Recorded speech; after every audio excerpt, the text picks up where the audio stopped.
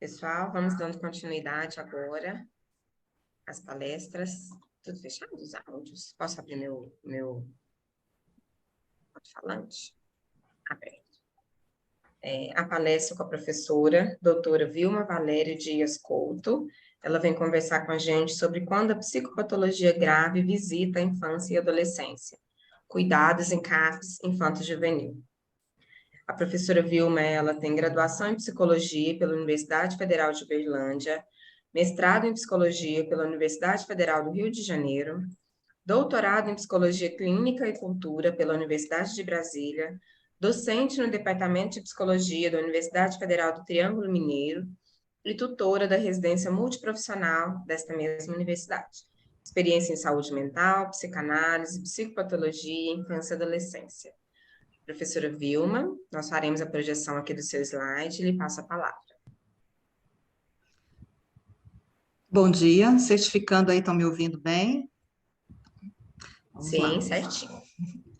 Primeira coisa é agradecer o convite, né, e a honra de estar aqui com vocês nessa manhã, né, e já de cara vou falar com vocês do título, né, que me levou para o universo, que é o universo em que eu, apesar de não ter sido um pouco da minha apresentação, vou falar desse jeito, né, eu fui apresentada muito academicamente, né, aqui, mas também o convite para falar me remete ao tempo como profissional de CAPS também que fui, e eu resgatei algumas coisas que eu gostaria de compartilhar com vocês. Então, obrigada pelo convite, pela oportunidade de rememorar, né, de recordar, pensar nos desafios que é essa clínica no CAPS, né. Eu organizei a minha fala. Eu estou entendendo que eu tenho uma hora, foi mais ou menos assim que me falaram, né, Fernanda? Eu tenho cerca de uma hora para falar e depois a gente abre para conversa. Para quem já me conhece e para quem não me conhece vai ver que eu costumo fazer um relato paupadas, às vezes, em situações clínicas. E eu não fugi à regra. Eu reservo, né, ao final, do segundo momento da minha fala, uma ilustração clínica de uma experiência de atendimento de um caso grave em CAPS. Mas antes disso, eu achei importante dar uma revisada, dar uma refletida sobre algumas noções. Então, acho que você pode passar o primeiro slide para mim.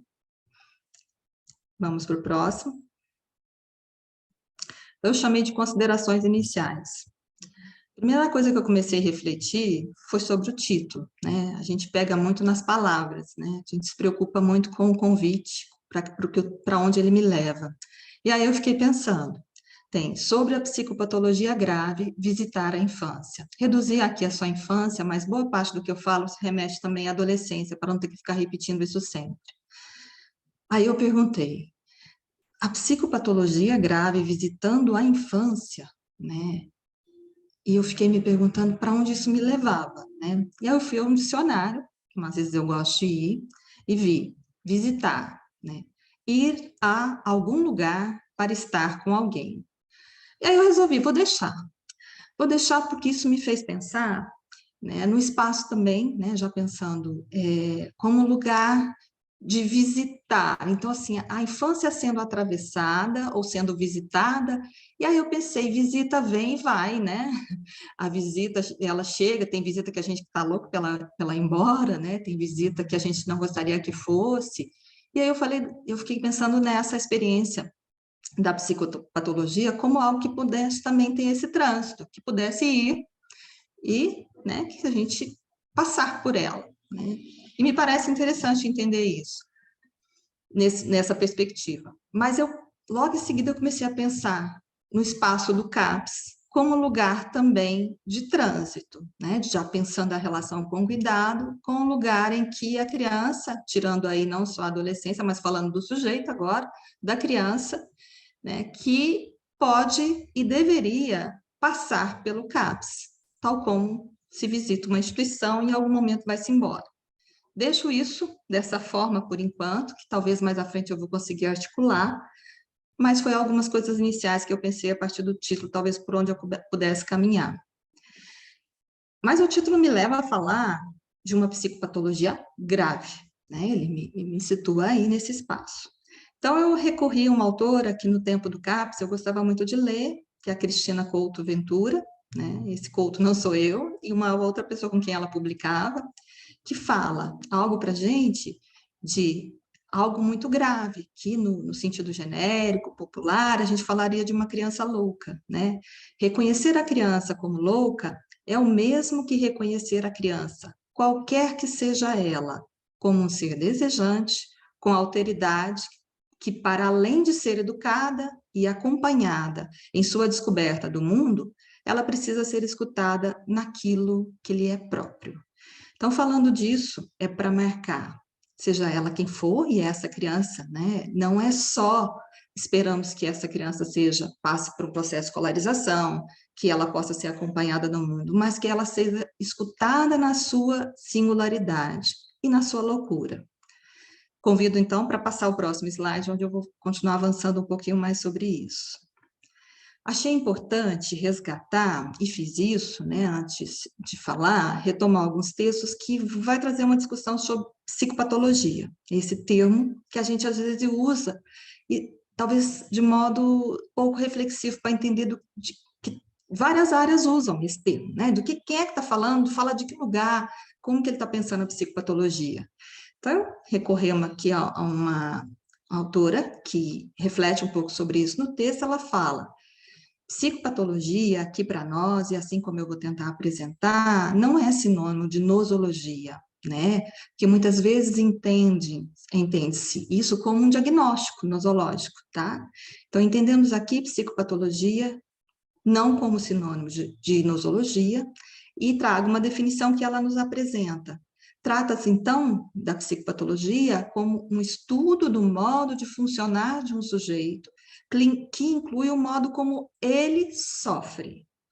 Aí ela até fala, tem psicopatologia, ela até faz questão de colocar o TH, né? Estudo da vivência subjetiva e seu inalienável mal-estar. Gosto dessa definição, gosto desse tom, e é com isso que eu vou mais à frente um pouquinho, vamos avançar. Pode passar. Aqui eu vou me deter um pouco mais, né? Eu sei que o convite foi para a gente, para que eu e a gente pudesse conversar sobre uma psicopatologia dita grave. Mas, frente ao cenário em que a gente tem vivido e ao contexto que nós estamos vivendo, acho muito difícil não abarcar uma questão que nos fala, e que eu vou, né, fazer uma discussão aqui, apoiada em algo que eu estava escrevendo para pensar com vocês, que vai atravessar algumas noções do o que é normal, o que é sofrimento, o que é uma patologia grave, o que está acontecendo nesse momento, né? O que a gente vem discutindo muito, muitos autores, né, de várias abordagens têm discutido com a gente sobre essa patologização da normalidade.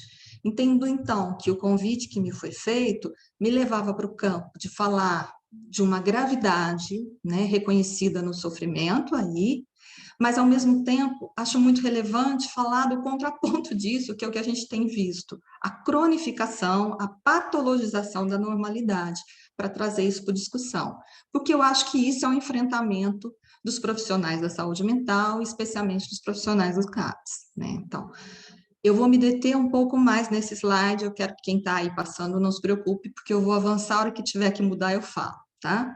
Então, falar sobre psicopatologia grave na infância, ela levanta a necessidade da gente refletir sobre essas noções que eu estou dizendo, de normalidade, anormalidade. Isso porque, né, para a gente identificar sinais patógenos ou expressão de alguma dificuldade que a criança possa ter no seu desenvolvimento, é essencial, né, essa avaliação de uma criança aconteça no âmbito da psicopatologia.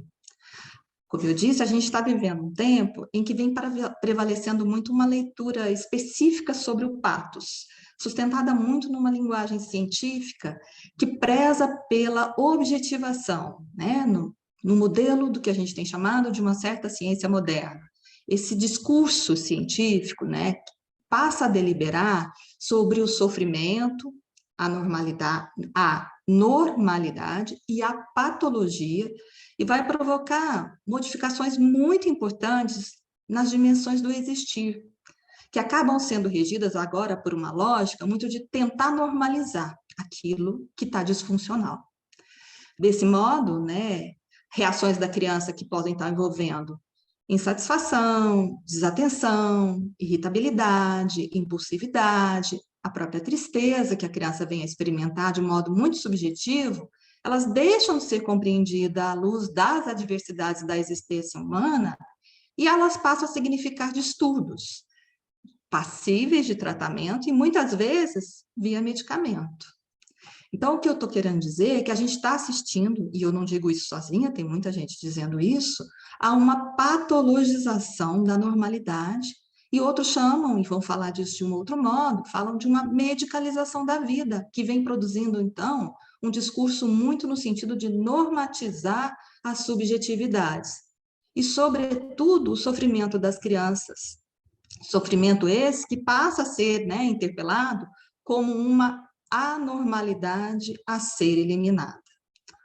O que pode acontecer, então, se essas práticas de cuidado, e aí eu incluo as práticas dentro do CAPS, né, as práticas de cuidado do CAPS, se elas passassem a considerar os critérios objetivos na hora de avaliar como a única possibilidade da gente diferenciar entre expressões normais e expressões patológicas. O que aconteceria, né? O que restaria às crianças e aos adolescentes se critérios subjetivos deixassem de existir na nossa avaliação? Eu acredito que as respostas a essas questões vão ser vislumbradas quando a gente abre os manuais diagnósticos de transtornos mentais, o DSM, a CID, né? Esses manuais buscam descrever de modo muito exaustivo, né, e a classificar de modo muito racional qualquer expressão de desordem. Nesse sentido, não é difícil a gente concluir que a lógica do cuidado será orientada, então, para quê? Corrigir, amenizar, ordenar as dificuldades e o comportamento da criança. Portanto, ao a gente almejar a normatização das dificuldades das crianças, suas agitações, sua desatenção, por exemplo, a gente corre o risco de diagnosticar os impasses que uma criança atravessa, né, ao longo do seu desenvolvimento, desconsiderando, então, essa dimensão de sujeitos em constituição, ou, né, se outros preferem dizer, em desenvolvimento, e aí a não reconhecer os efeitos deletérios do diagnóstico na vida de uma criança. Tais como, por exemplo, né, o fato da gente ver a criança sendo deslocada da identidade dela, passando a ser reconhecida por um nome, ele é Todd, ela é Thea.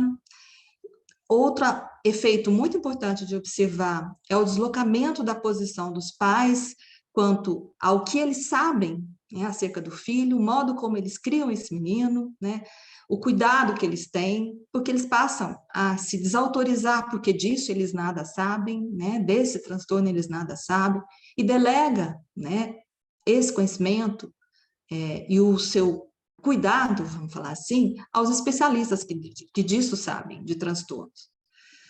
Mas eu tenho observado também, né, e falo isso também porque tenho visto outras pessoas falar, um certo efeito muito tranquilizador que a nomeação de um diagnóstico vem trazendo. Parece que isso vem acontecendo porque essa situação, problema, essa dificuldade, encontra no ato de nomear, nessa função nominativa, né, no nome do diagnóstico, um certo apaziguamento no sentimento de mal-estar que talvez atravessa os pais, mesmo a escola, né, porque se sentem impotentes, né, nesse sentimento de como resolver isso. Essa impotência vem porque essa anormalidade que se observa, né, na criança é atravessada, né, na vivência dos pais como algo de uma insuficiência da parte deles, né, porque eles não conseguiram garantir o melhor futuro para o seu filho. Então, cabe esclarecer que essa normalidade na infância, né, deve ser sempre colocada em referência ao contexto também que vivemos, contexto sociocultural, e comporta também uma dimensão valorativa, superando então essa noção de que trata de fato, né, de um dado objetivo, objetivável, né? Quanto à anormalidade, cabe esclarecer que ela inclui em seu bojo as noções também de atipia, em contraponto à ideia de doença. Acho importante também falar um pouquinho disso. Faz muita diferença a gente considerar, por exemplo, uma criança, quando a gente usa o termo atípica, de uma criança que tem um transtorno, né?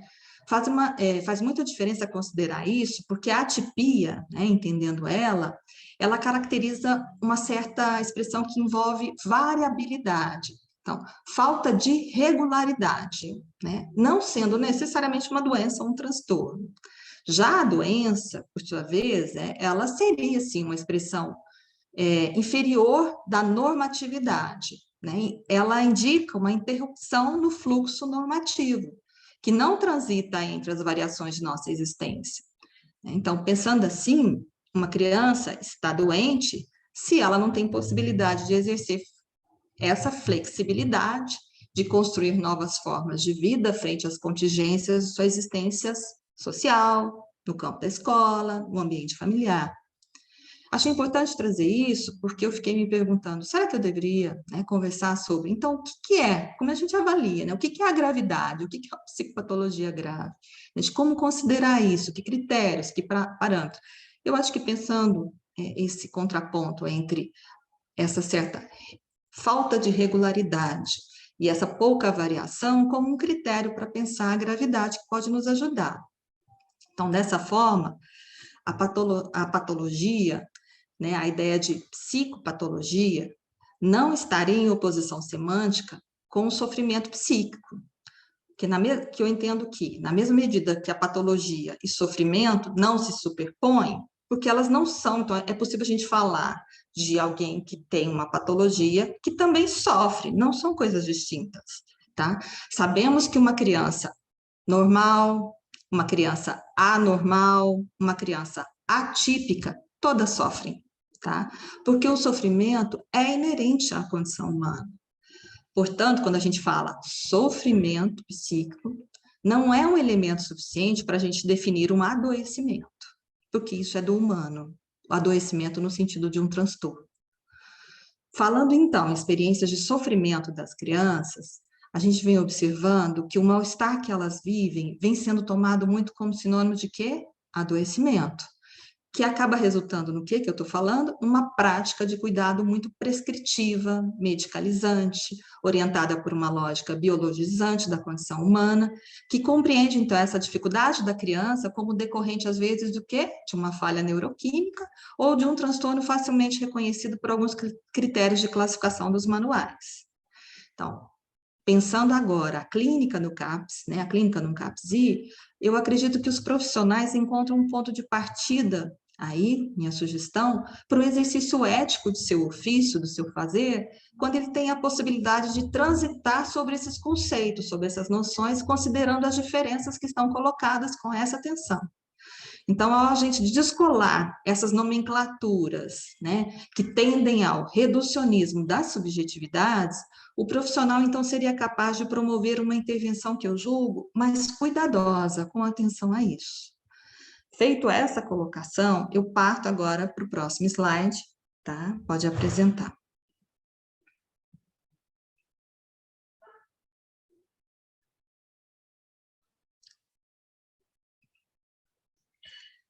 Tentando, é o anterior, é esse mesmo, né? Isso. Qual é, então, a pergunta é, né? Qual é a alternativa, então, que devemos oferecer em oposição a essa prática, né, de cuidado medicalizante e que eu também, os autores falam também, dessubjetivante? Aí, apoiando também numa autora, né, num grupo de autores que tem discutido isso, nos falam, devemos realizar práticas que favoreçam o laço, né? Fazer laço, né? Interagir com o outro é justamente o núcleo do ponto de vista da subjetividade, da estruturação psíquica e dos processos formativos consistentes que a gente pode oferecer em oposição a essa medicalização, a essa patologização da infância, e isso se faz ouvindo a criança, tá? Tentando sustentar ali nesse espaço de quem escutando a criança, né? Processos de identificação vão poder acontecer em curso nesse momento, quando a gente tem esse trabalho que a gente usa muito de falar, né, de ouvir, particularmente falando de um modo mais orientado do viés da psicanálise, a escuta dirigida à criança, como a gente escuta ela, é uma alternativa nesse modo de cuidar, que eu falo, o modo como a gente escuta, com o discernimento dessa distinção do patológico, do sofrimento, da subjetividade, da história dessa criança. Vai mais adiante aí, vamos para o próximo. Achei também que era importante, já que eu fiquei assim, nossa, o que é que a gente pode ter como parâmetro para falar assim, então o que seria uma psicopatologia grave, o que definia, né, essa gravidade? Recorri também a Maria Cristina Kupfer, uma psicanalista, que quando ela, né, nos ajuda a pensar em momentos de avaliação, de situações que envolvem risco psíquico, de sofrimento, nos oferece para fim didático mesmo, eu coloco assim, uma distinção do que a gente tem reconhecido de modo mais genérico das dificuldades que atravessam as crianças, algumas mais radicais, né? E outras que estão mais relacionadas ao processo de desenvolvimento. Eu achei interessante retomá-la para quem não conhece, onde ela fala, né, uma vez avaliada, a gente consegue identificar crianças que estão atravessando problemas de desenvolvimento, né, que são crianças que sinalizam a presença de dificuldades subjetivas, que afetam ou incidem, né, o seu desenvolvimento, mas não chega ao ponto de questionar a instalação de um certo sujeito psíquico em andamento ali.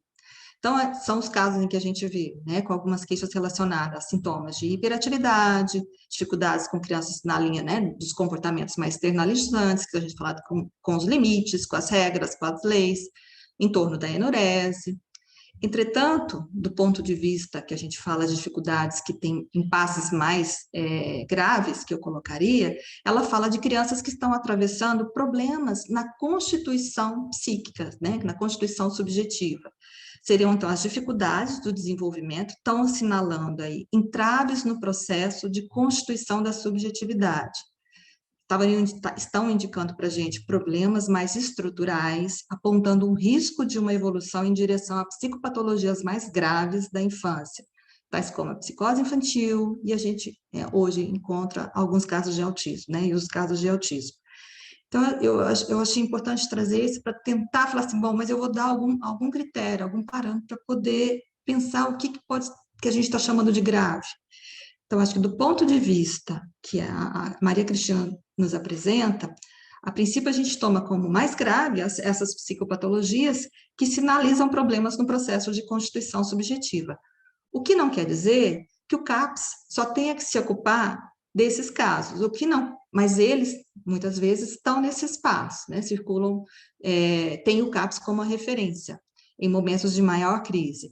Mas as crianças com problemas de desenvolvimento também estão atravessando essas instituições, né, elas também estão apresentando, e podem estar vivendo, talvez de modo, né, mais irregular, como eu estava falando, da atipia, alguma irregularidade naquele momento, né, mas a gente aposta que essas crianças estão caminhando melhor, colocando assim. Para continuar falando, então, sobre um aspecto que eu acho que é o desafio, é isso que eu queria falar, é isso mesmo, pode ir. Eu queria destacar no próximo slide essa dimensão clínica, da clínica no CAPS, que o convite era também para eu pensar o cuidado.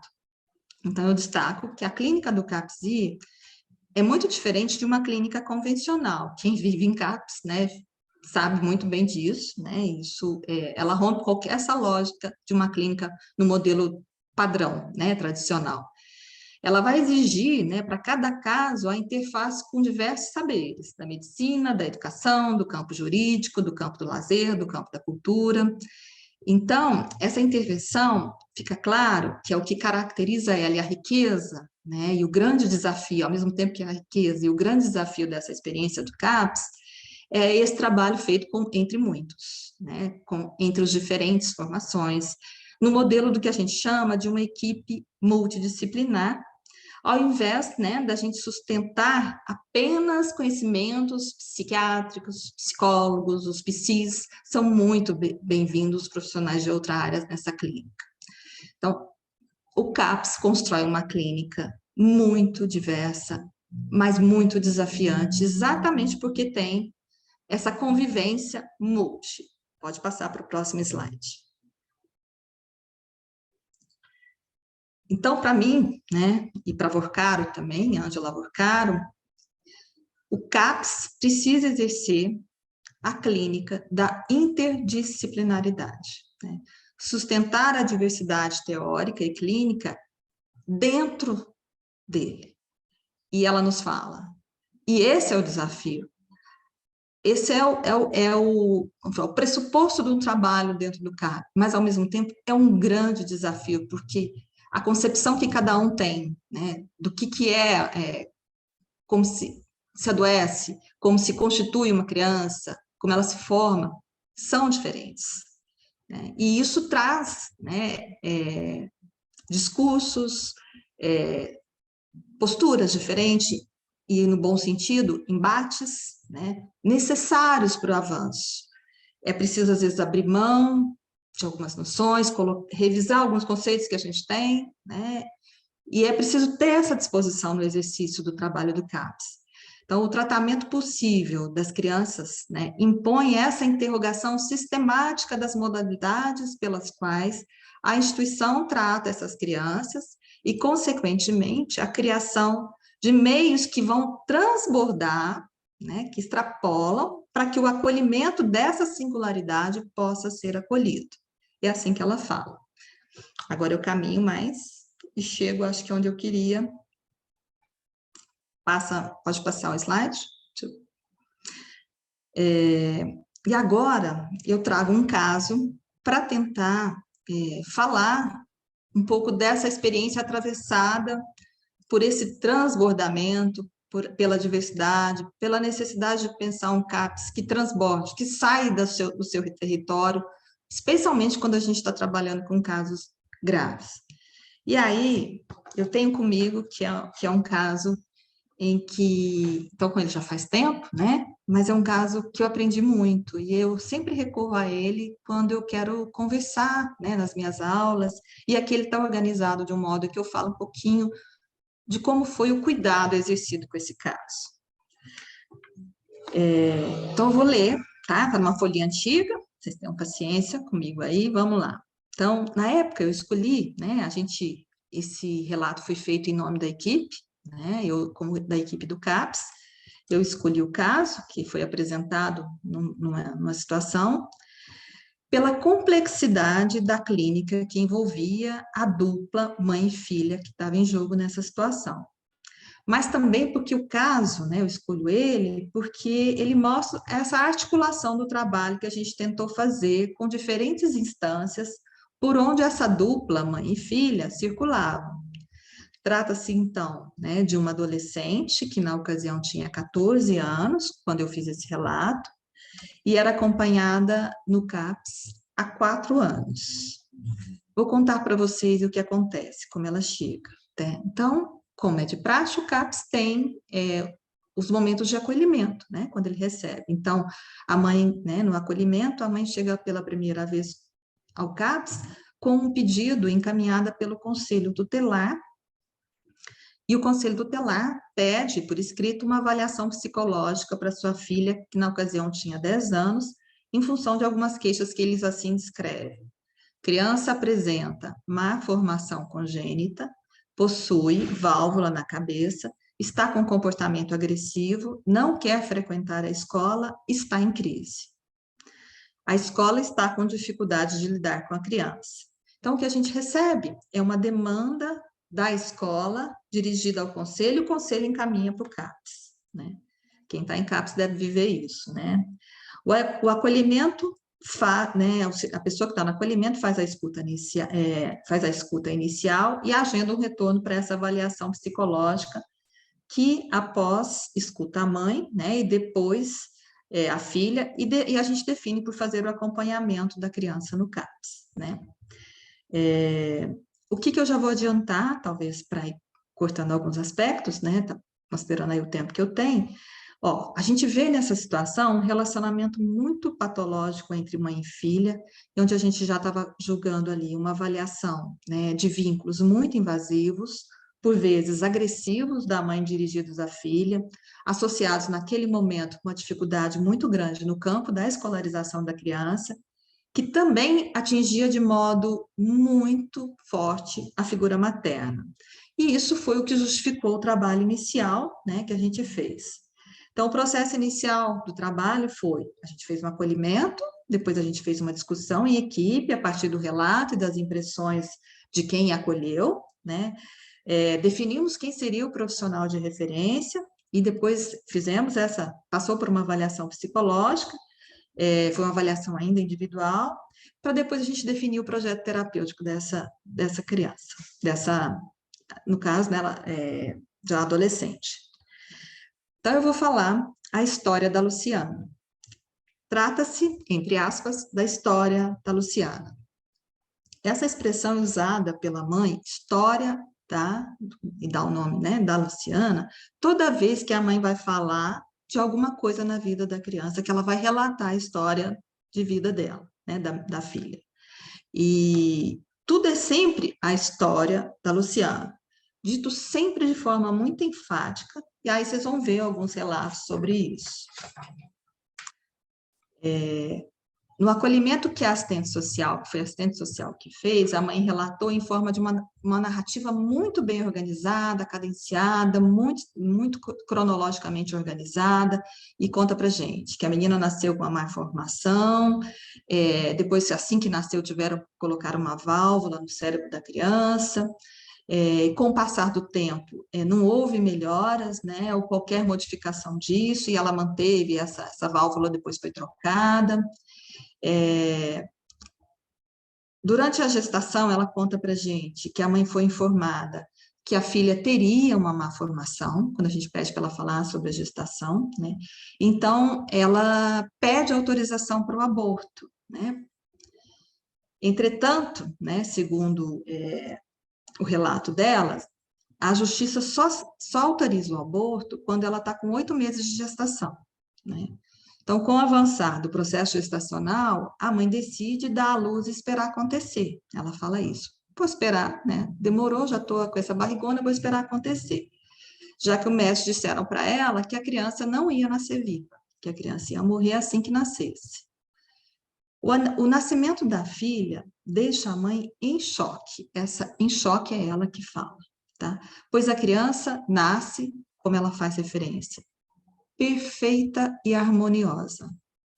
Depois do nascimento da filha, a mãe tem o que a gente identifica, né? Isso não é o jeito que ela conta para a gente, mas a gente identifica como um surto.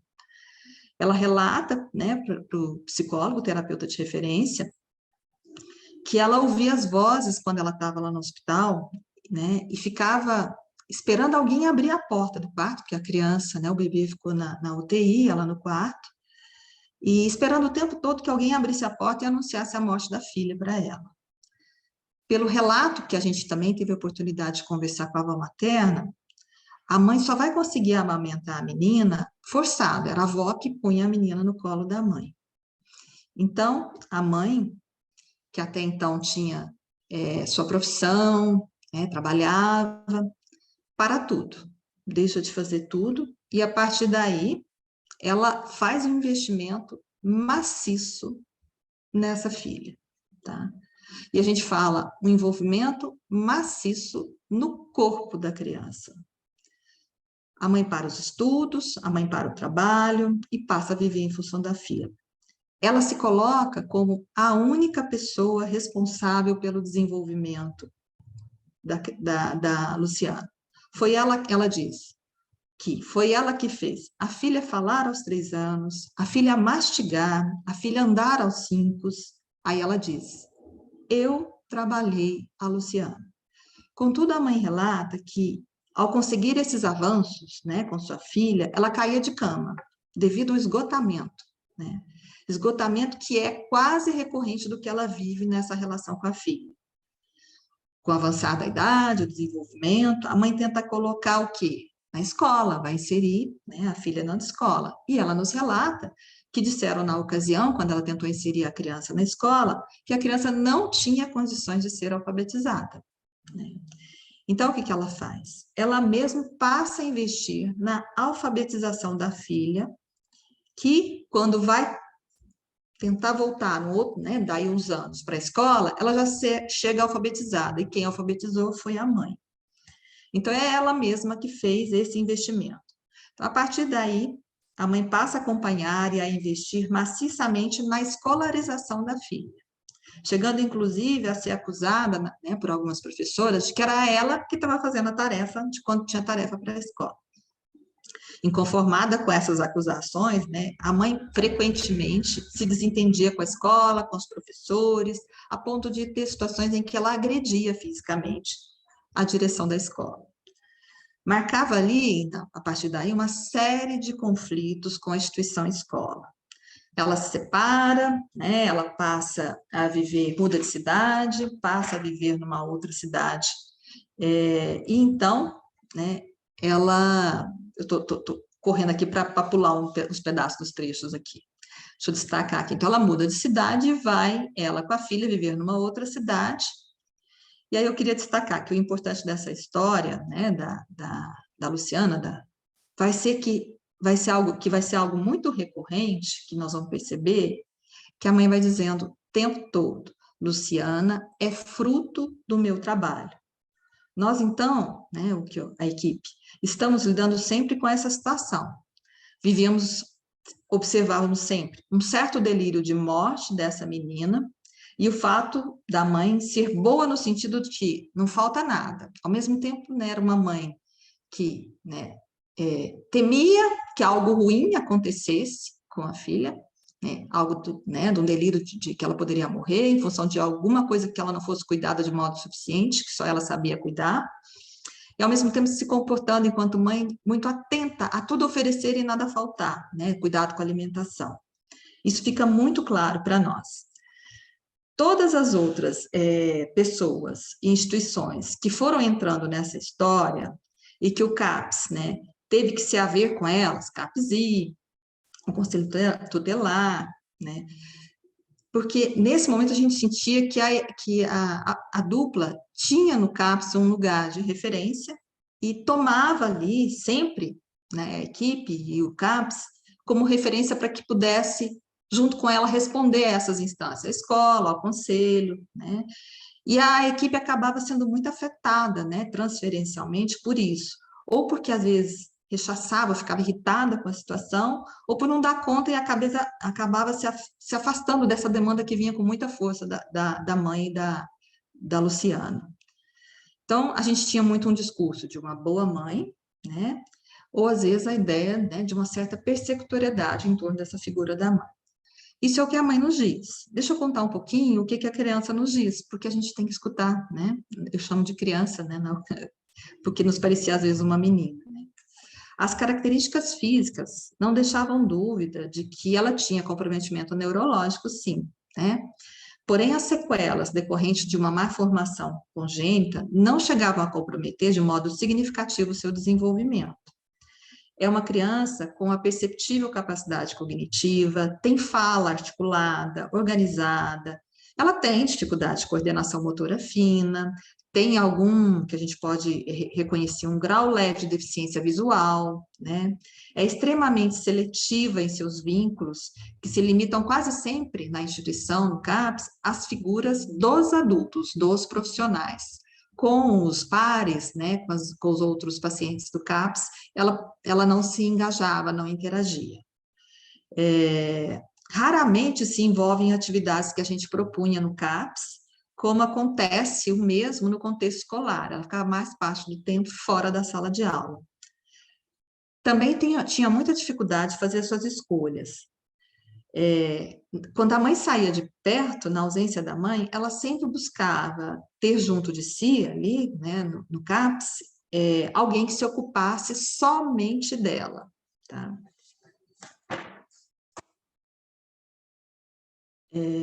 A gente, na ocasião, né, tínhamos falado de uma dificuldade na vinculação na infância, levantamos a hipótese de um transtorno reativo no primeiro momento, né?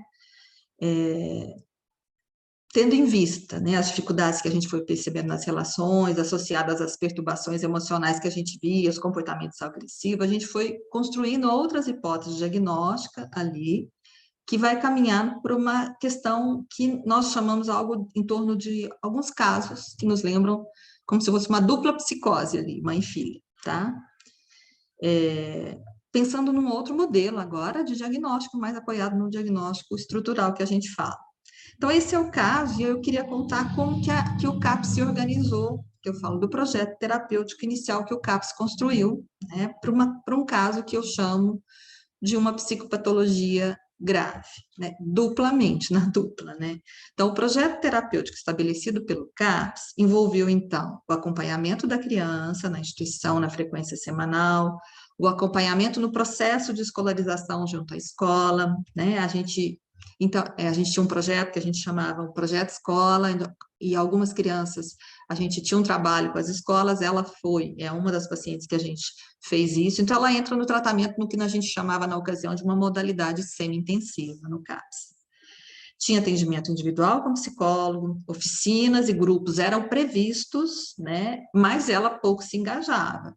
Tinha o grupo terapêutico que a gente convidava a mãe, no grupo que a gente tinha de mães também, mas a mãe também não se engajava nos grupos. O engajamento de ambos só se dava efetivamente nos atendimentos individuais. Então, a gente atendia a mãe individualmente também, né, e a Luciana. Então, ela apresenta uma recusa muito intensa de participar da rotina dos atendimentos do projeto construído pelo CAPS, mas não se recusava a ir ao CAPS, ela gostava de estar lá, né?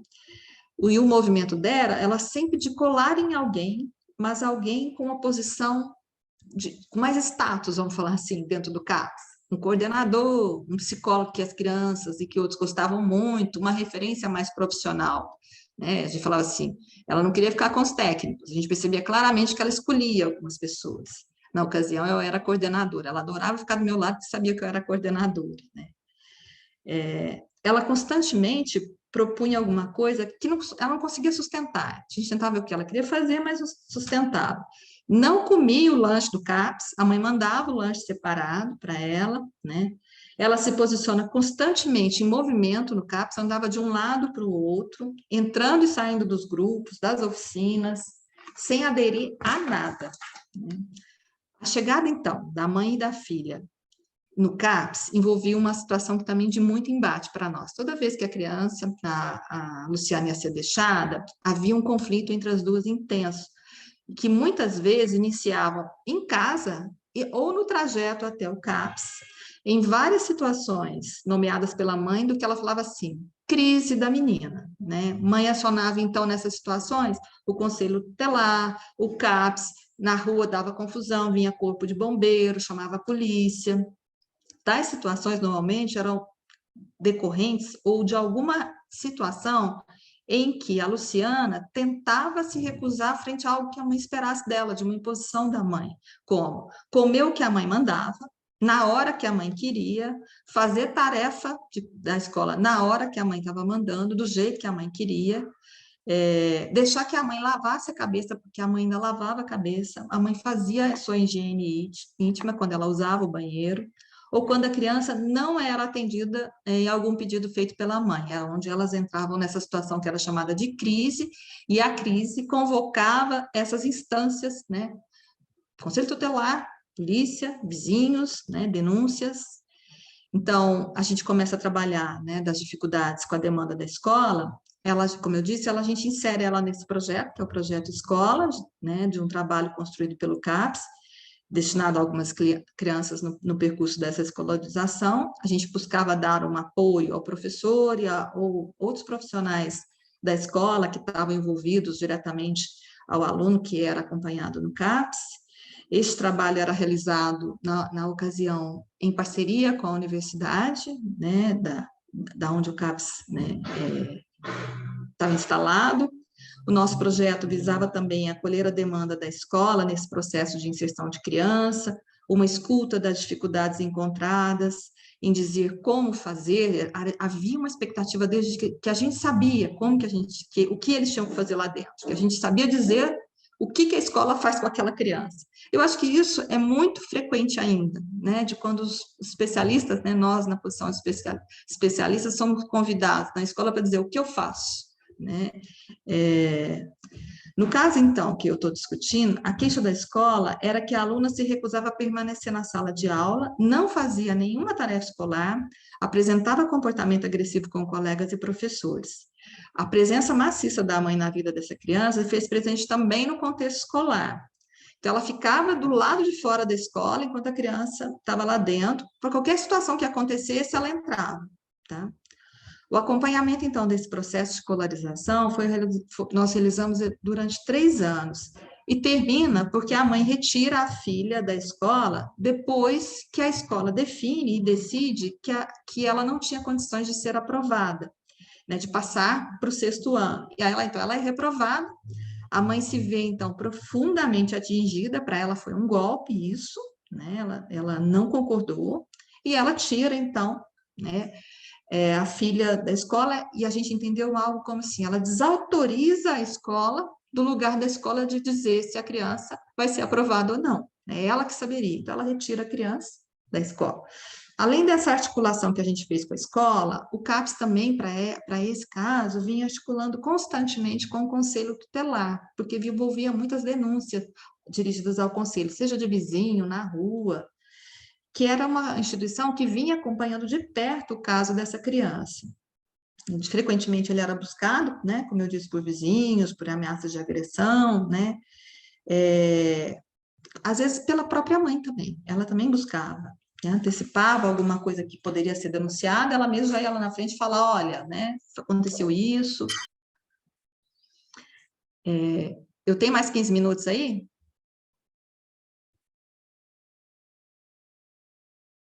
Tem sim, fica à vontade.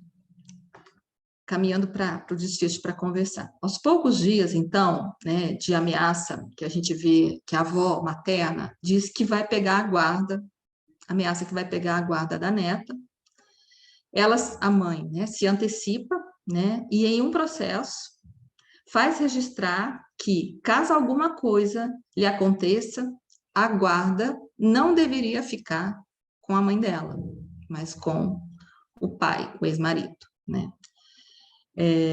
Em muitas situações, a mãe é convocada pela justiça, e aí, nessas situações em que a justiça acionava a mãe, ela acionava a equipe do CAPS e as demais instituições que se ocupavam da criança, né, por entender que ela estava sendo denúncia de maus tratos à filha, né? Frente a essas constantes acusações, ou mesmo diante da percepção de ameaça à filha, a mãe cria todo um delírio, que a gente começa a perceber, né, um delírio persecutório, que aponta claramente, porque aí a gente foi tendo mais clareza, né, talvez o relato já dê conta de antecipar isso a vocês, mas a gente foi tendo mais clareza ao longo desse processo da loucura da mãe, né, que chegou a culminar numa crise psicótica que veio a justificar a internação dela no hospital psiquiátrico. Aí o hospital passa também a ser, né, uma instituição de referência para a dupla, né, sendo também esse espaço, né, recorrido quando havia algumas questões físicas com a menina. Aí ela também, como ela já tinha frequentado, ela voltava também nesse próprio espaço, qualquer situação que envolvesse o corpo da filha ou alguma situação mais crítica, que talvez demandasse alguma cirurgia, né, tinha uma cirurgia em torno de fazer com a boca, na face, que ela queria, né, que deveria ser feita, mas principalmente isso acontecia porque depois das crises agressivas que elas viviam de ambas, algumas muito invasivas da mãe em relação à menina, chegava a deixar algumas marcas físicas, ao ponto de que a gente teve um episódio em que ela teve uma das clavículas quebrada. Então, elas são internadas em leito psiquiátrico. Também porque a menina é acompanhada por médicos deste hospital, onde a mãe foi internada, pois a mãe se recusava a permitir que ela fosse acompanhada pelo psiquiatra do CAPSI, né? Nesse sentido, né, que eu quero destacar, com esse longo relato desse caso, podemos destacar o trabalho do CAPS, o que a gente chama do projeto terapêutico para a Luciana, desde o seu início, foi articulado constantemente com outras instituições. A gente tem o Conselho Tutelar, a escola, o hospital. Nós tivemos também uma articulação com o CAPS 3, porque a gente também, né, nessa ocasião, foi endereçar a mãe para também ser acompanhada numa instituição específica dentro da rede, que era o CAPS-3, no centro de formação, com a equipe de saúde, né, da região em que ela também vivia, e entre outras situações que a gente vinha, né, a própria instância jurídica também, algumas situações em que a gente era convocado pelo juiz a falar, por causa desse caso. O que eu queria destacar, né, eu percebo que este trabalho é de extrema importância por ser uma tentativa de construção de uma rede de sustentação social para a dupla mãe e filha, e também nos convida a pensar o lugar do CAPS neste papel de articulador. Muitas vezes, nós fomos, né, enquanto equipe, tomados como sabedores das duas. A gente virou referência, que a gente sabia do que era melhor para elas e o que era o destino dela. Muitas vezes, esses outros cenários nos convocavam para que a gente pudesse dar, vamos falar, um parecer, mas parece que o que a gente falava tinha muito peso. Saber que poderia justificar seus atos em cenas conflituosas, quando ela falava do CAPS, né, vão se montando esses movimentos sociais, e não como articuladores dessa rede. Então, ela não estava, a gente começou a perceber o que acontecia com o CAPS, ela meio que a gente estava ali para protegê-la, né, e cuidar. O que a gente tinha quando, depois desse relato, o projeto, que naquela ocasião, que era o projeto atual, né, quando esse caso foi transcrito. Então, o planejamento do projeto terapêutico, no caso, é marcado por muitas alterações, né, frente ao que foi acontecendo, né, e uma delas foi que a gente percebeu que essa vinculação maciça, a gente foi percebendo na equipe, que era muito importante a gente ter os profissionais de referência, a gente compartilhar esse lugar da referência, a gente tinha que de vez em quando trocar, porque era muito intenso. Então, determinadas situações, quando algum de nós falava assim, olha, eu não dou conta mais de ficar nesse lugar como referência para esse caso, a gente circulava, a gente se apoiava, tamanha era... e a gente tinha o cuidado de pensar uma outra referência com a qual a mãe tinha um pouco mais de vínculo, porque não adianta a gente só sustentar uma referência se não há um vínculo ali, né? Mas a gente percebia a importância de fazer isso circular, esse lugar da referência, tanto para a filha como para a mãe também, né? E este fato acabava sendo analisado pela equipe como algo muito adequado, né? Que possibilitava esse trânsito transferencial e um melhor manejo desses conflitos que a gente vivia, né? Para esse caso. Então, a conduta terapêutica esteve sempre sentada no acompanhamento do caso, tentando o melhor manejo das demandas apresentadas e buscando a articulação constante com as instituições que eram cabíveis frente à condição singular dessa paciente. Nesse sentido, né, percebemos como a experiência que o lugar a ser ocupado pelo CAPS é o de intermediador e não o de deter a melhor resposta ou saber para esse caso, ou para outros, né? Então, muitas vezes a escola fazia isso com a gente, o conselho tutelar fazia com a gente, que demandavam de nós, profissionais, né, da equipe do CAPS, uma resposta bem assertiva para qual era a problemática vivida e como isso melhor seria encaminhado. Mas a gente entendia que era extremamente importante, ao fazer isso, tentar, então, fazer um trabalho de implicar a dupla, né, com as próprias instituições em que elas tinham que responder do lugar que estavam, né, responsabilizando elas pelos conflitos que elas criavam, né. Nessa ocasião, a Luciana não estava mais na escola, a mamãe tirou, as atividades delas estavam muito restritas dentro do CAPS, ela conseguia participar de uma oficina de dança, no centro de convivência,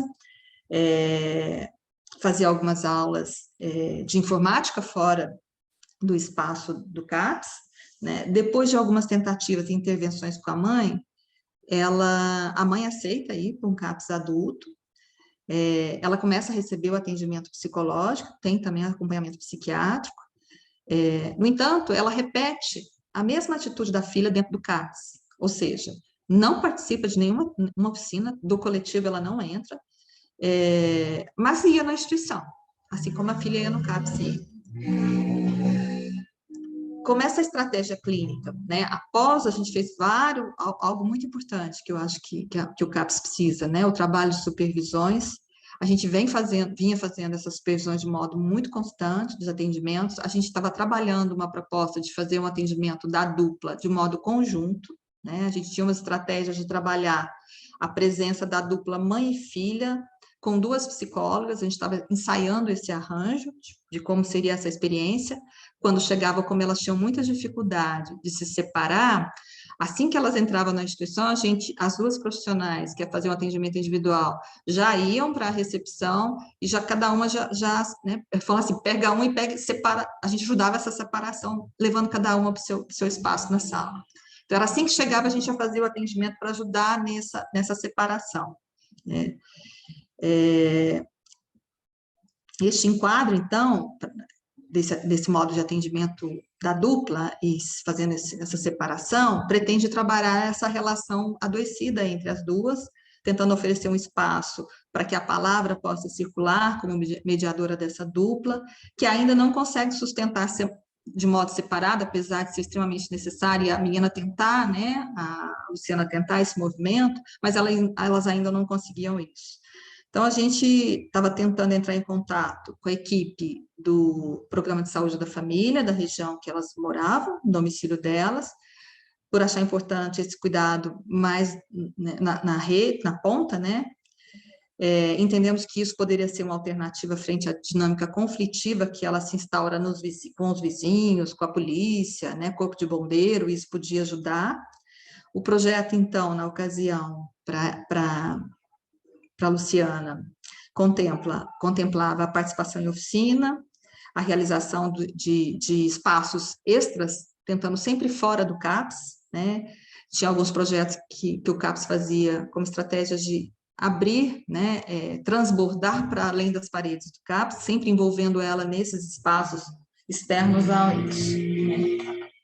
Para ir fechando em relação ao caso, né, nós da equipe buscávamos retratar com esse caso, e eu espero que aqui eu tenha conseguido transpor um pouco disso, né? Essa clínica do CAPS, a clínica com os graves, né, nesse espaço de atuação aí, porém, no trabalho de articulação e intervenção do CAPS, a gente é muitas vezes convocado a responder pelo outro, numa posição muito totalizadora, né? Isso que a gente sentia. Ou seja, há por parte dessas instituições muita expectativa, né, de colocar o lugar do CAPS como aquele que vai responder o que fazer com as diferentes complicações, especialmente no caso dessa dupla, gerava por onde ele passava.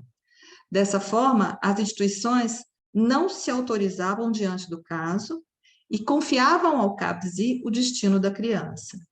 Diferentemente do que as instituições esperavam, o dispositivo CAPS deve orientar seu trabalho em saúde mental na aposta de que o sujeito pode vir a responder às demandas de posicionamento frente ao mundo e às pessoas e não ocupar o lugar de um detentor absoluto diante dessa menina, como faz a sua mãe. Trabalhar isso é trabalhar a possibilidade do sujeito de mudar a sua posição no mundo. Então, a minha ideia, ao trazer esse relato, era compartilhar com vocês, né, o que eu fiquei imaginando, assim, como é que vocês vão estar recebendo isso. Eu falo de que a gente está patologizando a normalidade, passo pela normalidade dizer que a gente está adoecendo as crianças, mas é preciso entender que existem crianças seriamente adoecidas, que precisam muito desse cuidado, que precisam muito ser consideradas nessa avaliação da gravidade, de ser considerada, que o diagnóstico é extremamente necessário.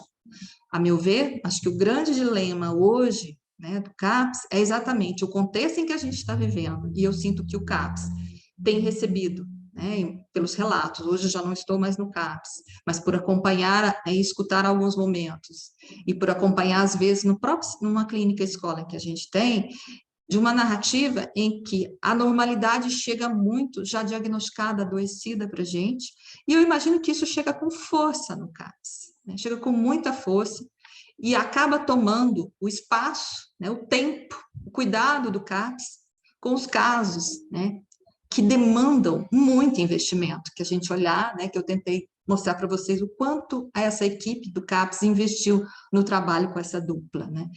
porque não é quantidade, é a qualidade desse cuidado que é ofertado.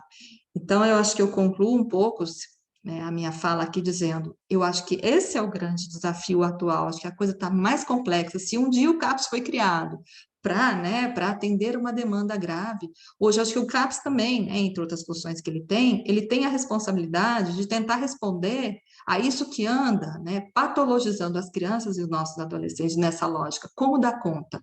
Termino a minha fala dizendo que eu acho que esse é um grande desafio, acho que mais à frente o que eu tenho são as referências que eu me apoiei, e estou aberta agora para a gente conversar, conseguir falar em 1 hora aí. Espero que vocês tenham, né? Se não entenderam, eu vou tentar articular aqui, tá? Professora Vilma, ai, como eu me vi aí na sua palestra, em todos esses desafios, pensando na prática em equipe, né? E assim, vou destacando Você aqui para sabe os que eu sou empática a congressistas. vocês, eu sei o que vocês vivem, eu sei, né? Eu já tive aí, eu sei. Você já viveu muito disso que estamos vivendo hoje, né? Eu acho que vocês têm um desafio maior agora, eu acho que vocês têm, frente ao Eu não sei contexto. se isso é maior, Sei lá, mas mas é um assim, desafio. é. E aí, professora Vilma, eu queria destacar aqui para os congressistas, ontem nós tivemos uma palestra também com o professor Aragão, da Ah, UFTM, né? uhum, E ele vem falando desse trabalho em rede. Ele mostrou, assim, os diversos dispositivos, a importância dos dispositivos conversarem, né? E a sua palestra, ela vem complementando isso, coloca a parte interna, como que acontece, né? Dentro da equipe, como que essa equipe precisa se mobilizar, precisa estar em contato com os outros órgãos, a importância desse trabalho interdisciplinar e o quanto esses casos que nos atravessam no CAPS, infanto-juvenil, o quanto eles são complexos, quanto eles uhum. exigem, né, de nós profissionais que a gente tenha esse olhar mesmo. Sozinhos é impossível, né? Não dá, nós não conseguimos, eles são muito complexos. E o trabalho no SUS, ele pede muito isso, né? Esse contato com a rede, esse contato com os demais órgãos, com os demais serviços. E Eu aí eu fui. fiquei, Pode eu fiquei falar? me perguntando, imaginando, porque eu sei que tem alguns que estão em CAPS, que estão na rede, que estão no SUS, que estão aqui, né? Uhum. E pensando nisso foi que eu falei com esse tom de, pô, gente, vamos lá para o campo, né? Vamos lá falar desse lugar, porque acho que tem muita gente que está trabalhando, né? Eu tentei trazer alguma coisa meio teórica no início, mas depois eu caio para esse lado, porque assim, é aí que a gente vê, né, isso que eu estava tentando articular teoricamente, assim, o cuidado com como a gente entende a patologia, não é que a gente está patologizando e falando, né, tudo é normal, tem o grave, ele existe, né, Existe. assim, é necessário ter esse olhar, esse cuidado, né, para a gente também não jogar tudo no mesmo balaio e desconsiderar a importância de uma avaliação clínica, cautelosa, entendendo a dimensão de sofrimento nas suas singularidades. Eu tentei dar esse tom, a minha ideia foi essa. Você quer falar? Peraí, deixa eu ativar aqui o mudo e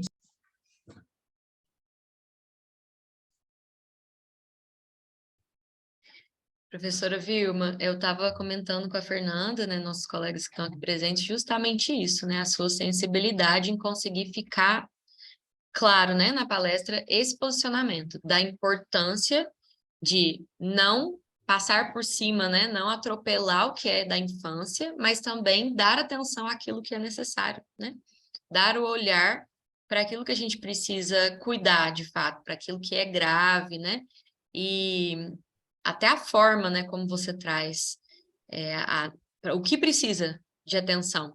A gente estava nos bastidores aqui, fomos, né, trocando figurinha.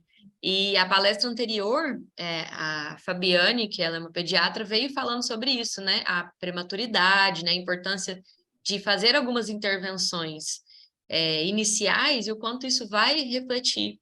E aí você traz o seu estudo de caso, reflexos disso também, né? De o quanto algumas intervenções Uhum, precoces poderiam, de alguma forma, ter interferido, né, no desenvolvimento dessa criança, que chega para vocês, que com vários reflexos, várias interferências, além né, do desenvolvimento físico, também familiar, né? Ela chega Ou com 10 anos, né?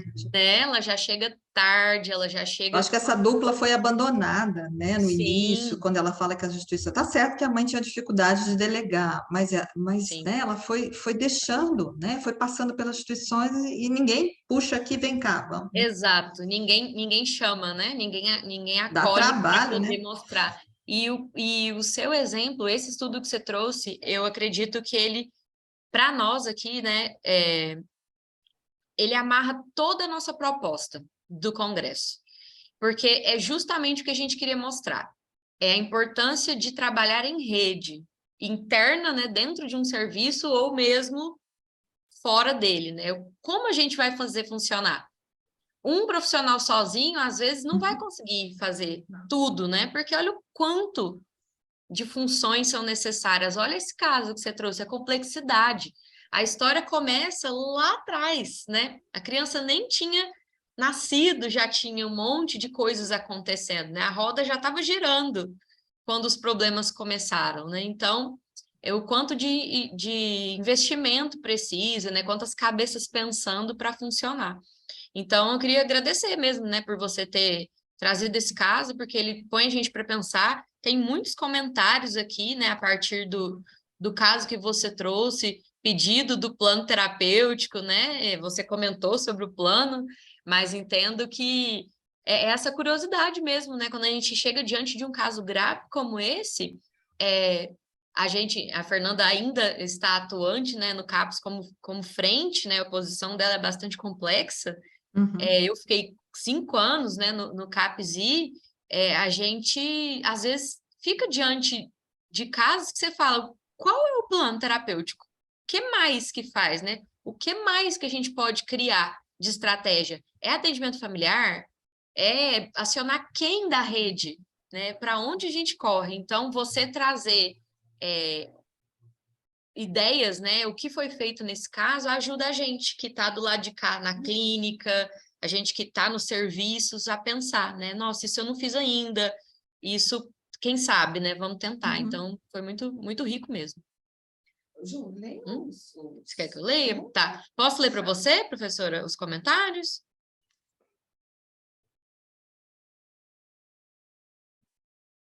Ó, a Gisele coloca assim: mais uma vez observa a incompetência de algumas instituições, onde sempre cabe ao indivíduo todo o fardo. E aí a Nayara complementa. Inclusive, uma mãe na conferência de saúde do meu município pediu fala para falar das dificuldades que elas, mães de filhos com algum transtorno mental, sofrem. Uma delas, a articulação entre entre escola e saúde. A ida e vinda para vários locais diferentes, andando na cidade toda para dar suporte à filha. Isso pensando em mães que não têm carro, condições financeiras é muito difícil. Nossa. Né? É uma realidade que quem passou já por CAPS, né, serviço público em geral, vê muito, né? Você vivenciou muito isso na sua experiência clínica?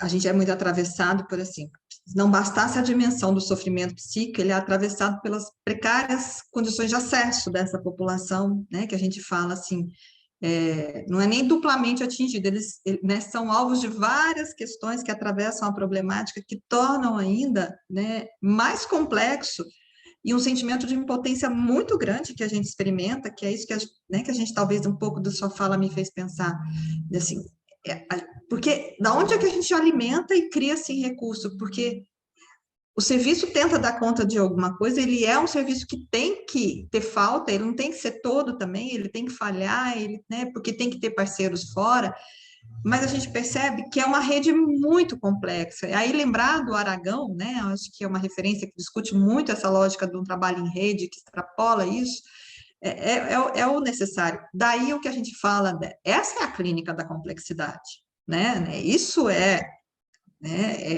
tecnologia, né? Que eu falo assim, né?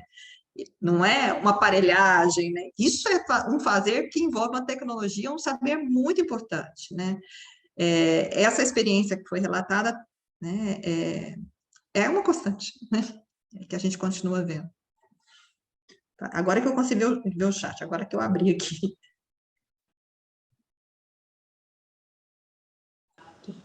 posso fazer uma pergunta? Eu não estou conseguindo colocar no bate-papo. Eu até prefiro, porque eu sou mais lenta para ler, senão a Júlia me ajuda. Mas se você puder fazer. Primeiramente, obrigada pela sua contribuição, foi fantástico. E só tenho a agradecer. E, aliás, o congresso todo. Doutora, alguns estudos, eu estou me referenciando a um estudo do Caderno de Terapia Ocupacional da UFSCar de 2021, fez um estudo sobre que foi observada uma prevalência no atendimento ambulatorial nos CAPs e IJs. E outro ponto que foi questionado nesse estudo é se deveria se considerar o mesmo critério de admissão nos CAPs e IJs, que são os transtornos graves e persistentes, assim como é feito nos CAPs adultos, no CAPs 1, aliás. Então, eles colocaram esse questionamento, como se fosse, ficou esse questionamento no sentido de se isso tem representado uma nova, se isso quer representar um novo modelo de funcionamento, algo nesse sentido. Por favor, eu gostaria muito que a senhora comentasse sobre isso, por gentileza. Muito obrigada. Eu vou falar da minha vivência na ocasião, que é algo que você fala também me remeteu a um momento em que a gente perguntou muito qual seria a função do CAPS, o que ele iria acolher na época em que eu ainda estava na instituição, antes de entrar, né, na universidade, que eu estava lá, onde a gente foi vivendo o desafio de uma mudança do perfil da clientela, né? Na ocasião, um grande desafio foi a atender a uma demanda de adolescentes em uso de droga, né? Então, aí a gente o que aconteceu com o CAPS, em que eu trabalhei, mas foi uma constante, porque é um problema a ser enfrentado da saúde mental, né? No caso de adolescentes.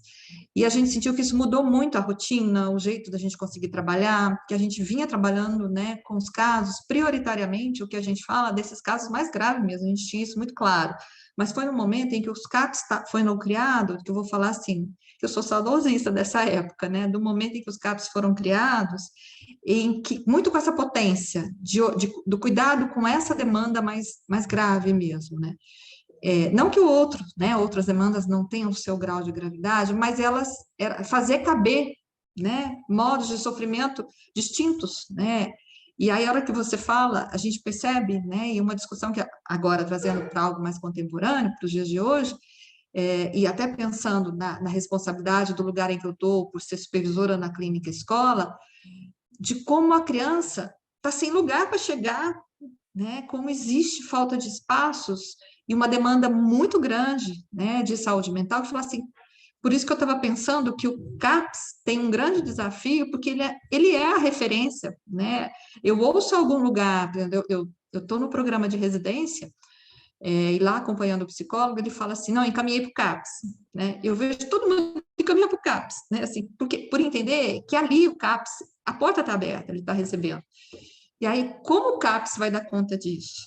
Será que talvez eu acho que essa pergunta que é apresentada nessa publicação, remete a uma discussão muito importante, que talvez já esteja atravessando, né, as questões da assistência, das políticas públicas aí, se não é preciso criar mais dispositivos com outros modelos, se essa questão do ambulatório, né, de que tipo de atendimento, que lógica é essa? Eu não respondo, mas eu acho que isso é um questionamento importante a ser feito para a gente pensar, porque existe demanda e necessidade de cuidados de ordem distinta na sua singularidade, que nem sempre precisa do modelo de CAPS, mas como o CAPS é o serviço, né, CAPS e J para a infância, e em termos numéricos, pelo menos, ele está em menor número, a demanda é muito alta para ele, né? A gente tem discutido muito onde é que a criança tem sido acolhida. E cada dia mais, agora do lugar em que eu estou, recebendo crianças novinhas, muito novinhas, né, com suspeitas, atravessadas, vamos falar, pela pandemia, com dificuldades no desenvolvimento, questões de fala, que vão levando alguns a acreditar que nós estamos com mais, que a criança tem TEA, e aí apressadamente colando diagnósticos, mas elas precisam chegar, né, tem acontecido muito isso. Eu estou ouvindo aqui que tem... Aqui em Florianópolis temos um apoio ambulatorial de saúde mental para casos moderados. Eu acho que eu fico me perguntando, no início a gente era meio, né, assim, não, nas questões ambulatórias, mas eu acho que Eu seria favorável em pensar desse modelo, de pensar o ambulatório, né, da necessidade dele para tentar essa resposta, avaliar isso, né? Não sei se te respondo, mas são algumas coisas a partir de onde eu, né, tanto da minha experiência como que eu estou vendo agora da clínica escola. Eu acho que é uma questão muito importante de se perguntar mesmo. Eu não sei para quem está em CAPES como pensa. Sim, professora Vilma, também, eu e a Fernanda estávamos conversando aqui, a gente também vê essa necessidade de ter algo intermediário, um serviço intermediário entre o básico e o CAPS, né? Porque muitas vezes as nossas crianças têm transtornos mentais graves, mas que estão em estabilidade, né, de sintoma. Uhum. E aí, a gente não é um caso que você vai mandar para o ambulatório. Tipo, não é que não precise de ficar, às vezes, sem medicação ou sem acompanhamento neurológico ou psiquiátrico, né? Uhum. Não é que não precise mais da equipe multi, de alguma maneira. Mas, só na básica, às vezes, ele não vai ter esse apoio. E aí, manda para onde? Às vezes, as cidades não têm nem CAPS, né? E nem outros serviços. Aí, às vezes, mantém no CAPS ou para onde manda? Então, realmente, pelo menos a nossa realidade aqui de Uberaba, falta. Falta, assim, algo entre o básico e o grave, sabe? Algum serviço que acolha essas crianças. Não sei pelo Brasil afora o que vocês têm visto, mas eu concordo com esse pensamento. Posso continuar lendo para você os comentários? Pode. A Gisele complementou, né, o que foi falado acima da mãe que fica com a criança, né, indo para lá e para cá, que às vezes só tem a responsável para levar a terapia, para levar os médicos, né, e correr atrás de trabalhar, né? E a professora doutora Ciomara mandou uma pergunta para você. Ela colocou assim: a visão da psicanálise, que também apoia a psicomotricidade, reforça a necessidade deste profissional nos CAPs. Qual sua visão para a interprofissionalidade solicitar a participação do psicomotricista no SUS? Vou sempre buscar ver e entender esta profissão para continuar a pesquisar sobre as contribuições. Obrigada. Nossa, eu tenho acompanhado, né, em eventos, né, que eu falo, que eu acompanho, e às vezes em publicações, de uma psicanalista, talvez, né,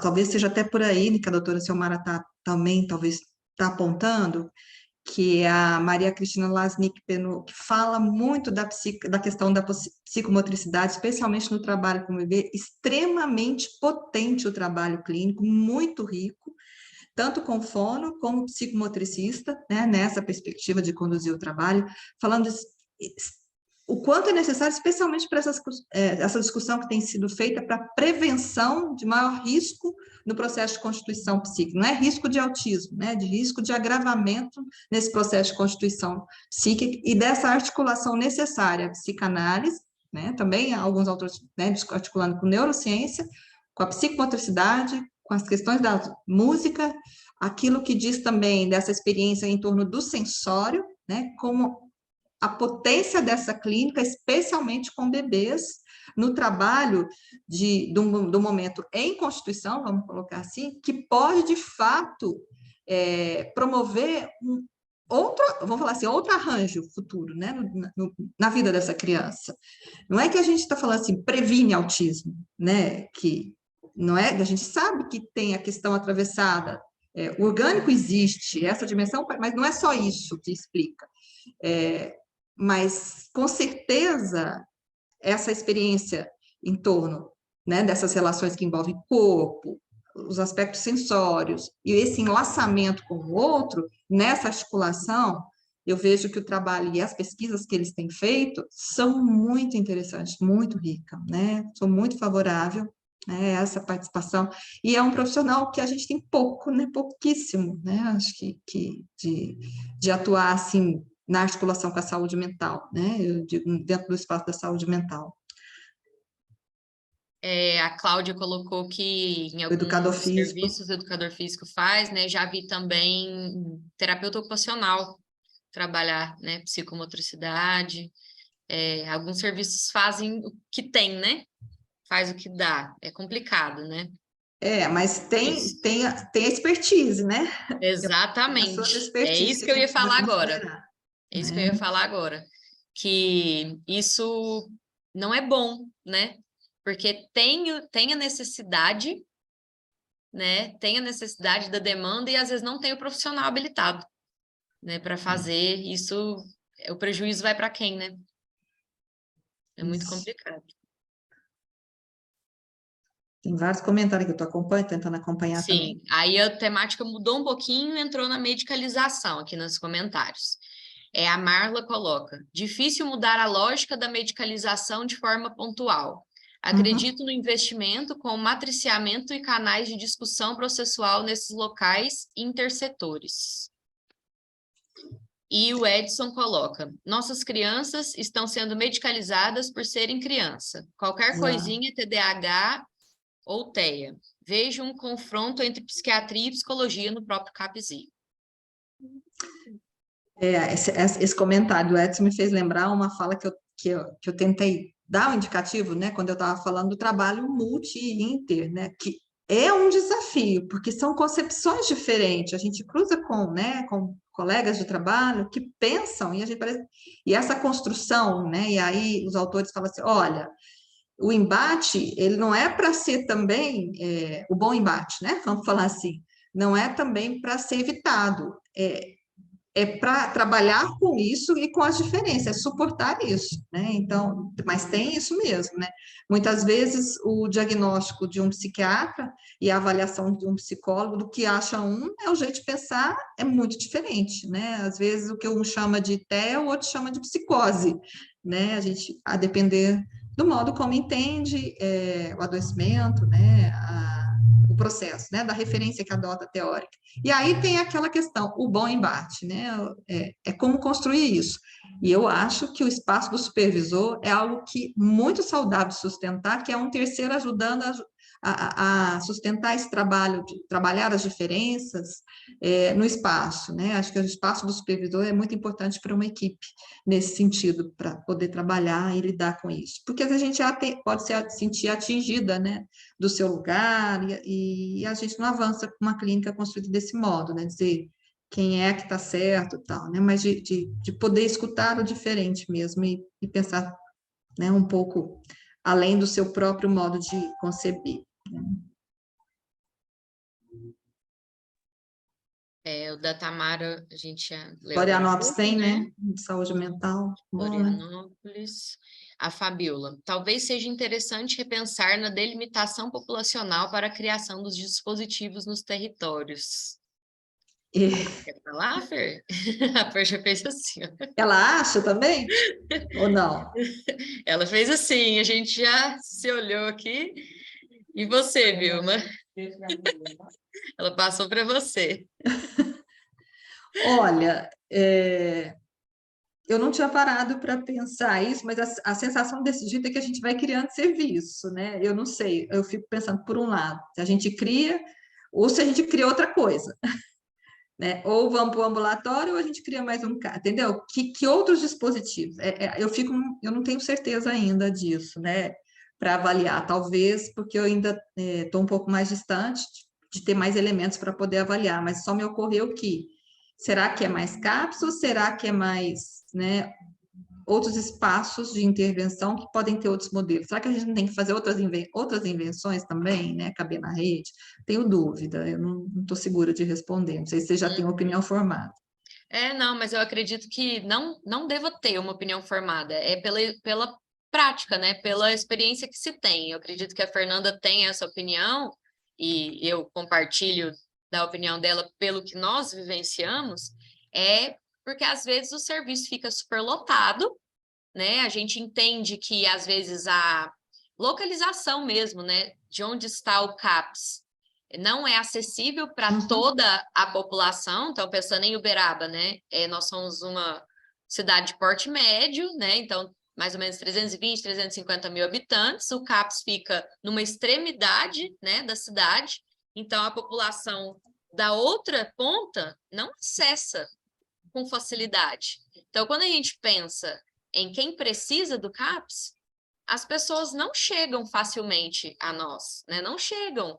Demoram o quê? 2 horas, 3, pegam 3 ônibus para chegar. Então, quem precisa, de fato, não acessa o serviço. E aí a gente perde, às vezes. Aí qual é a ideia tá abarrotado, mesmo estando longe. Monta um outro CAPS na outra ponta, ou então põe o CAPS centralizado, então, né, a gente começa a pensar diversas situações.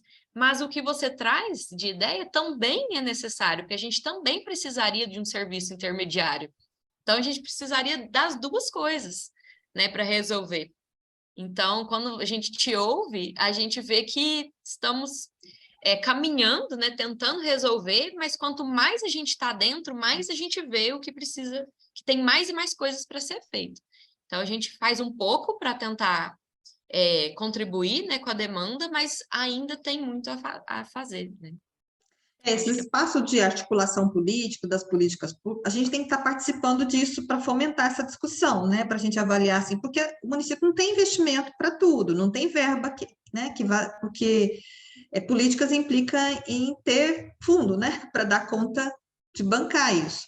Então, é uma questão política que tem que atravessar esse espaço de discussões dos respectivos conselhos, né, das próprias, né, vamos falar assim, famílias engajarem, né, naquilo que também desejam, né, a gente voltar um pouco mais a esse movimento, o movimento antimanicomial que a gente viveu naquela época, mas nessa política, da gente resgatar isso, mais conquistas de modo mais proativo da comunidade também, né? Que eu acho que tem alguém falando até alguma coisa, inclusive uma mãe, a Nayara aqui, né, comentou, uma mãe na Conferência de Saúde do meu município pediu fala para falar das dificuldades que elas, mães de filhos com alguns transtornos mentais, sofrem, né?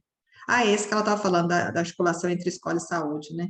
Então, tem que falar, tem que ocupar esses espaços, né? Nós, profissionais, a comunidade também, para falar sobre isso, né? Muito Eu fiquei para importante. trás, eu estou rodando aqui, tá?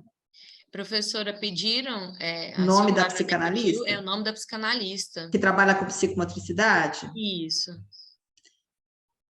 Maria Cristina Lasnik. Maria Lasnik. L-A-S-N. Deixa eu até. Escreve aí para ver se aparece. Lasnik. L-A-S. Como é que escreve? Deixa eu escrever aqui. Lasnik. Ver se ela aparece.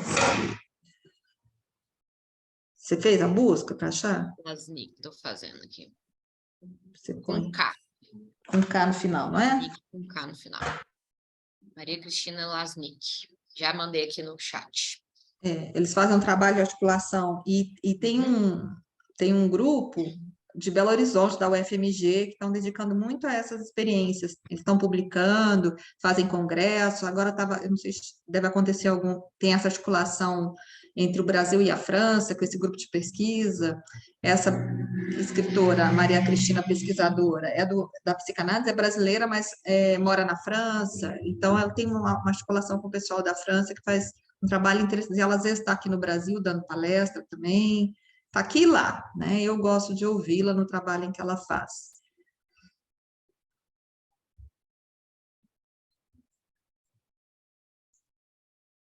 Até achei o nome. Aí, é esse mesmo aqui. Ó, achei assim, ó. Com Z?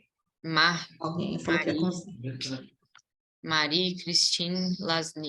Com Z. Psicanalista, doutora em psicologia pela Universidade de Paris. Isso, ela mesma.